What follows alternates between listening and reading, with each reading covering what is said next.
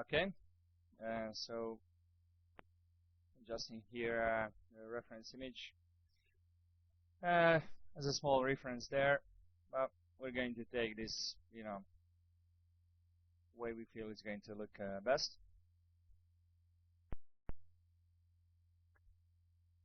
So the first thing that we're going to do is add a little sharpen.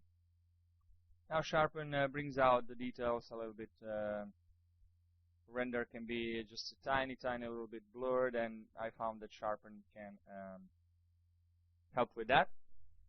And I wanted to copy that layer so I can play with the sharpness opacity once I apply to this layer. And just kind of searching for the best percentage there. And you should go into 100% to see how the sharpen works. And yeah, you can see it kind of sharpened the image, as the name itself says. And I'm lowering the opacity to around 60%. And now what I'm doing is going to duplicate these two layers and merge layers, so we have that sharpen there. I like to do this because it allows me to always go back to previous versions before I apply a certain effect.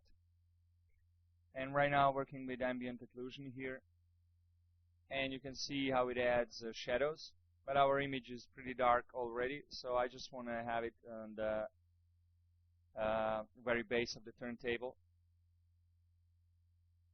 And again, duplicating the layer so I can, always go back to that ambient occlusion in case I'm not happy with what I did with this layer. And I'm not going to completely erase it, but I do want to soften it out. Some parts of Jack have gone into, too much black.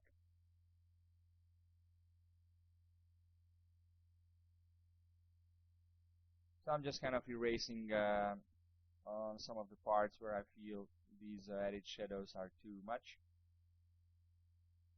Like for the eyes, I kind of killed that specular, which I liked. And also this shadow there, kind of too strong. So just go through the image and, you can see where ambient occlusion worked well, where it kind of went into too much dark.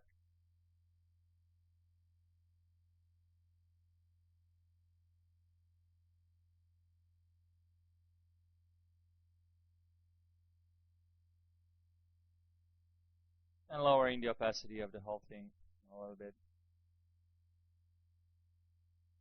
And when you're happy with that,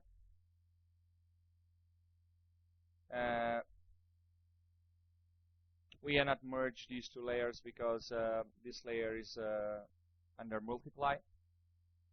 So what I'm going to do is save this image, just call it temp, and open this image. And we can now just copy and paste it as another layer. So that's basically these two layers together. And we can see that, in fact, there's no difference between these layers. And I do need to separate Jack into a separate image, separate layer, so we can have Jack with ambient occlusion added. So now we have a separate layer with Jack with our ambient occlusion. And just to be on the safe side, we can say what we did so far. And the reason I'm leaving all these layers is that the next day, when you look at an image that you did some color correction on, you might notice something that's maybe too bright, too dark, or too yellow, or whatever. And it's always nice to be able to go back and apply some changes with a minimum of pus. And if you get too many layers, you can always use folders, and you can always delete layers is the easiest thing to do, but to get them back from thin air is not so easy. So I'm gonna just try to break up this part here where the tombstone meets our ground floor. Right now it's just kind of too straight of a cut.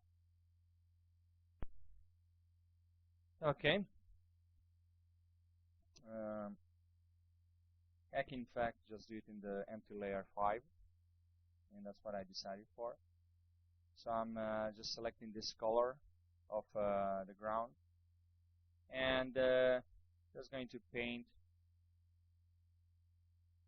Basically, we're just trying to break up this straight line to look as natural as we can get it. So I'll just kind of draw in there like I'm doing here, and to get that bit of a more natural feeling to it. And I'm just trying, maybe one of these default brushes can also help. And it doesn't matter, so if you're catching too much of it, we can always erase it because it is in a separate layer.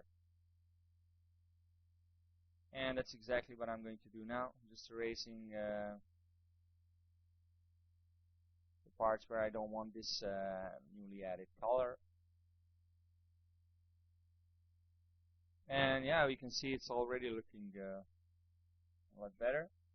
And once we zoom out to 100%, we'll get the idea of now and before. I just want to add work a little bit more on this section here.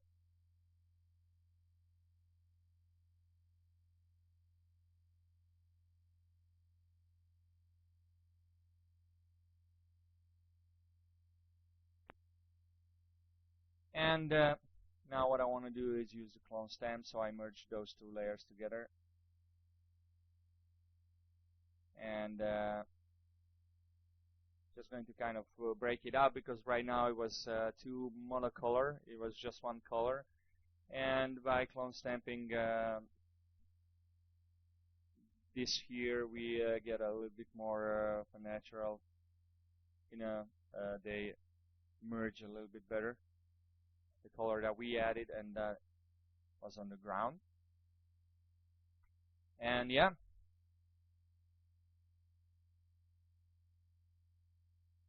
And yeah.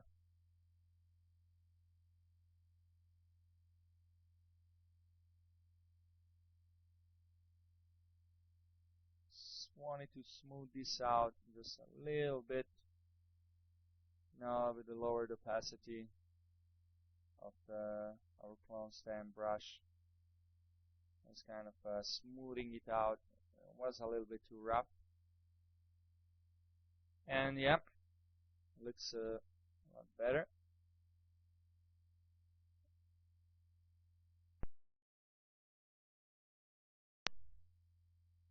A little tweak here and there. And yeah, going to do the same thing with this tombstone as well.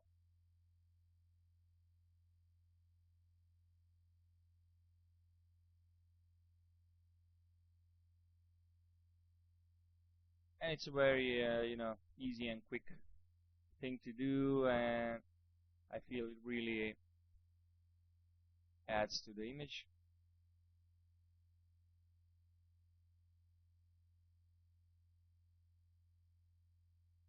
And yeah, a lot better. You can see what we had before and what we have now, a big difference. Now they're fitting in a little bit better than before. And we can just name this tombstone integration layer, just so we know that's what we did on that layer.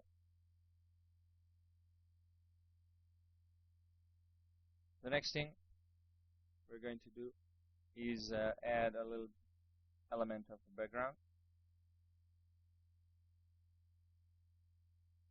And I'm going to use this color. Going to gradient tool and choose the circle and just kind of drag it all the way there. And right now, yeah, I feel that is a bit too bright, playing with the opacity just a little bit.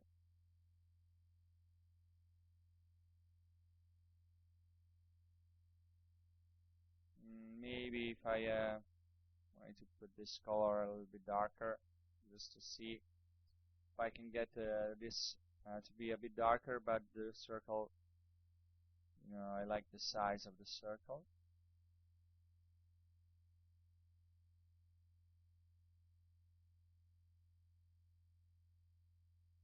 I'm just checking out the difference between these two.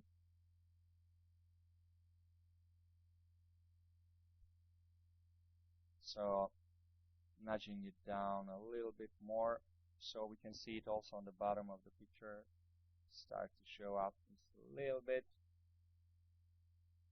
And by changing the opacity, we can change the brightness.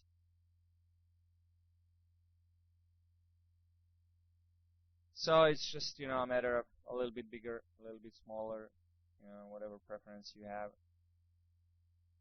Right now I'm just kind of thinking. Maybe this one, I wanted it just a little bit smaller. And yeah, happy with that. So again, I'm duplicating this layer so I can work on it, freely. I'm going to go into color balance and play a little bit with the color balance. Maybe go a little bit bluish, like you see on the reference image. I kind of like that cold feeling that it gave. But I'm also just kind of searching for whatever color I feel is best here. And see the difference between what it was and what it is now. And also I'm going to change the color of the background just a little bit. It was a bit greenish. I need to kind of push it a little bit more into the blue area. And it's just like fine detailing now. And I like this new color scheme that we have.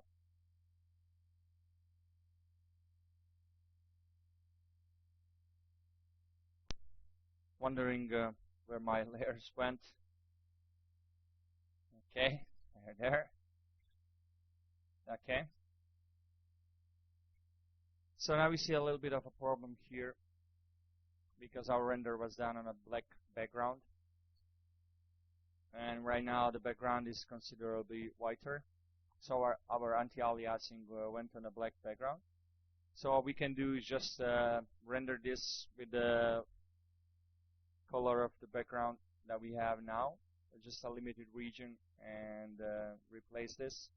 But of course that would entail us doing the color correction again.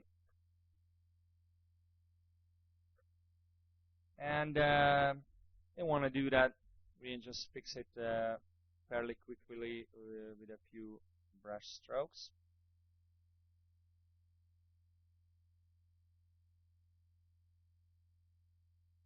And just going to put like a middle hardness on this eraser brush.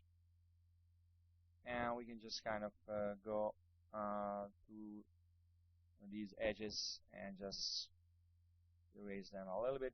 It's a really small real estate of the image, so this is really the most elegant and quickest way to do this.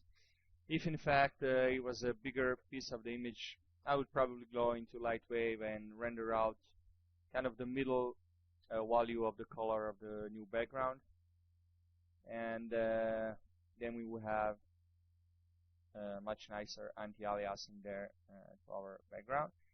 But right now it's going to be a quick solution to our problem, and it is something that if you can prevent, if you can kind of anticipate what kind of a background you're going to have for your image, you should take that into consideration when you are rendering the image in Lightwave. For me, I was kind of, just let's see where our color collection and work in Photoshop is going to take us. Really didn't plan, for this background or that background. I just wanted to have my hands untied, so to say. And a small price to pay. I'm going to speed things up for you a little bit here. And if you're not using a Wacom tablet, it might, be easier for you to render out this image with this background color. And if you do decide to do that, don't forget you cannot just change the background color, because then your whole image will be tainted in this color, because we're using background radiosity. And you have to do the same thing now, except using a black color, use this color. So just go under background settings and put as a background image the image that you create, that is this color.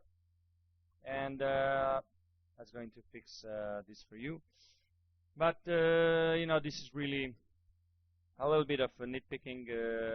Few people will notice this at all, so you don't even have to do it if it's too much trouble for you. And now what I want to do is add a little bit of fog in this image here. And I'm going to show you a cool trick how to do smoky, foggy things very quickly. It's something I picked up in one of the Expose 8 videos. Thanks guys for that one. But first what we have to do is draw these lines that you see me drawing here. Just kind of draw out a little crooked lines like I'm doing here. And these lines are going to we're going to use them to create the fog. So they kind of have to be a little bit generic and still to have a little bit style to them. And now we're going to use the smudge tool. And right now we're really in a high resolution image, so it's a bit slower and a bit more difficult to make this fog right now. So if you're having problems with it, you can downscale the image. It is quite a big resolution right now, but for me it's still manageable to work like this, although it is a lot easier to work with this smudge brush to achieve this effect when the brush is a bit more responsive. And I'm going to speed things up for you here a little bit. So the process is very simple, just kind of using the smudge tool, go up and down and kind of smudge out these lines until you get misty, foggy kind of feeling. So don't go too much up and down, and don't go too much. Just kind of feel the way the brush is smudging out these lines. And once I'm happy with what I have, I'm going to go and click on that layer, pressing left mouse button while holding Control, and that is going to select what we have in that layer, and going into layer 6 where our background is, and I'm just going to Control C copy and Control V paste it. And now I have our background selected in the shape of our fog. And I'm just going to use that layer to add a little bit of color to our fog, just to kind of have that option to play with those two colors. And that's exactly what I'm doing right here. And that felt a little bit too high, so I'm just dragging it a bit down. And yeah, pretty happy with that. They decide to go through these blending modes, different blending modes to see how these two layers can play with each other. So one is the layer of our white fog, and the other is the background selected in the shape of the fog. Again, doing this, so I'm going to be able to get that bluish feeling of the background over our fog as well. So that's going to kind of unite the background and our fog.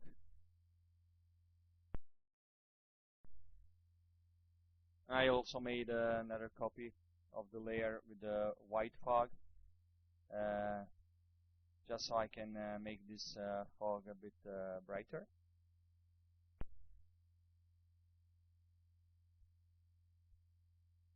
And yeah, really happy how that came out. Now just to rename this layer here, so we know later on what we use it for. I'm going to call that black edge removal. And I'm going to duplicate that layer and play a little bit with the brightness and contrast.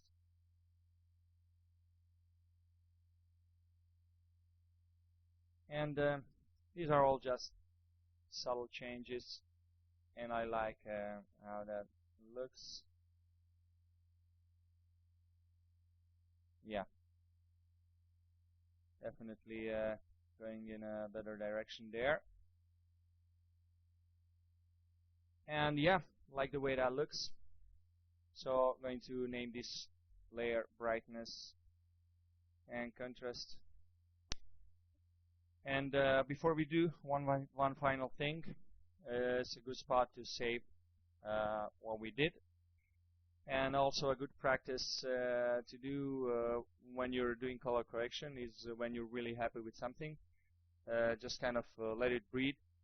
You know, step away from it, come back in an hour, 2, 3, maybe even a day, and again take a look at your image. You might notice something which you cannot notice now with a fresh pair of eyes. And there's just one thing we have to do, and that is clean up these layers a little bit. We always have this version with all these layers here, so if we ever want to change something, we can go back to here. And I'm just going to go through these layers and just see which of the layers are redundant, which of the layers we don't need, and going to delete those. And the layers that you do keep, you can rename in a fashion that you'll know in half a year when you come back to it what that layer is. And this cleanup is always good to do at the very end when you're really happy with what you have.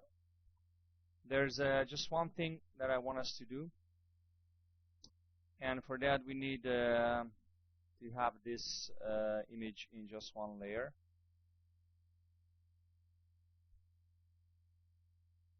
So I'm merging all those layers into one final layer, and we can see it's the same thing. The same thing that we have underneath.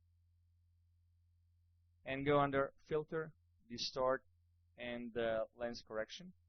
It's a very nice filter that allows you to add vignetting, which is the darkening of the edges. Of course, since our image is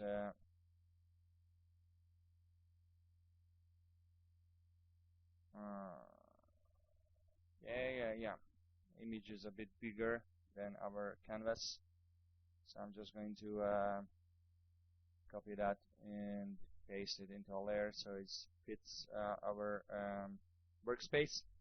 So our filter will be applied, you know, exactly to the limits of our workspace, not bigger. And again, yeah, go back into lens correction and deactivate show grid so we have a better view. And vignetting I usually use, but since our image is already black at the edges, there's no use for it. It really adds a bit of a realism when you apply vignetting to your images. But what I also like to apply is this chromatic aberration. And I don't like to go overboard with it. I just add a tiny little bit of it.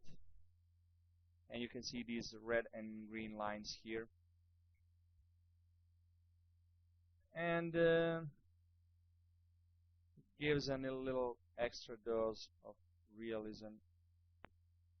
And some people go a little bit higher with these values, but I like these subtle changes, and I feel it kind of tides the image a bit better, and naming that layer chromatic aberration, so we know what it is later.